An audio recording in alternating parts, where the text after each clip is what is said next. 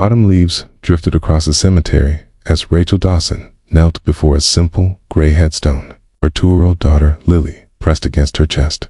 Tears streamed down her face as she traced the letters carved in stone. "I miss you so much, Mom," she whispered. "I don't know how I'm going to do this without you." Lily reached out her small hand toward the grave, not understanding but sensing her mother's sadness. Rachel held her tighter, the weight of the past year crushing down on her. Her mother had been everything. After Rachel's father left when she was 10, her mother had worked 3 jobs to keep them afloat. She'd sacrificed everything so Rachel could go to college, could build a better life. And just when Rachel thought she could finally repay that sacrifice, cancer had taken her mother in 6 brutal months. Now Rachel was alone, 26 years old, a single mother with a toddler, drowning in medical bills and grief. She didn't notice the man approaching until his shadow fell across the grave. "Excuse me?" Rachel looked up to see a tall man in a gray suit, maybe early 30s, holding a bouquet of white flowers. His expression was confused, almost troubled. "I'm sorry," Rachel said quickly, wiping her eyes. "Am I in your way?" The man looked at the headstone, then back at her. "That's my wife's grave." Rachel's heart stopped. She looked at the stone again, reading the name she'd read 100 times. Margaret Ellen Dawson. "I don't understand," Rachel said. "This is my mother's grave, Margaret Dawson. She passed away 8 months ago." The man's face went pale. "That's not possible. My wife Margaret was buried here 3 years ago." They stared at each other, both certain and both confused. Rachel stood slowly, Lily still in her arms. "There must be some mistake," she said. "The cemetery office, I've visited this grave every month for 3 years. The man interrupted. "I know exactly where my wife is buried." Rachel felt a chill run through her. "And I've visited my mother here for 8 months. This is her plot. I have the paperwork." The man, whose name was Connor Bradley, insisted they go to the cemetery office together.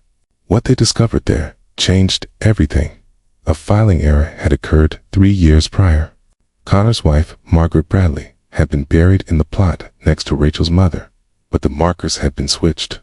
For 3 years, Connor had been visiting the wrong grave, and for 8 months, Rachel had been doing the same. "How is this possible?" Connor demanded, his voice shaking. "How does something like this happen?" The cemetery administrator apologized profusely, promised corrections, offered refunds, but the damage was done. 2 people had been grieving at the wrong graves, pouring their hearts out to strangers. Outside the office, Connor sat on the bench, his head in his hands. Rachel hesitated, then sat beside him, Lily on her lap. "I'm sorry," she said softly. "I can't imagine how this feels for you." Connor looked up, his eyes red. 3 years. I've been talking to your mother for 3 years, thinking she was my wife. And I've been talking to your wife for 8 months. They sat in silence, the absurdity and tragedy of the situation settling over them. "Tell me about your mother," Connor said finally. Rachel smiled through her tears.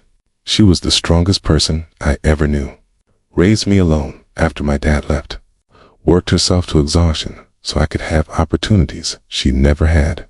She met Lily once, just after she was born, before the diagnosis, and Lily's father, gone before she was born, said he wasn't ready to be a parent."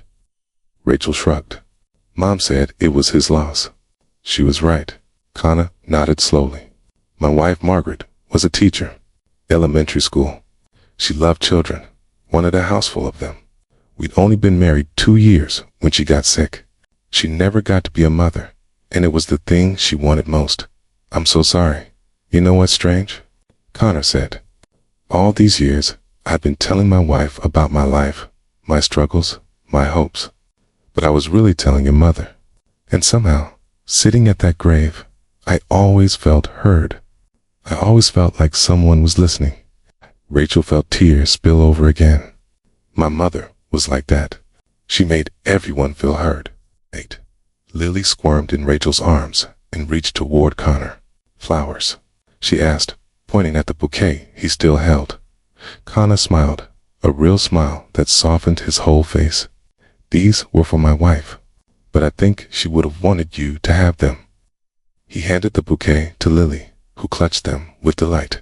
She's beautiful, Connor said. She looks like you. She has my mother's eyes. They sat together as the sun began to set. Two strangers, bound by a cemetery's mistake, sharing their grief and their stories.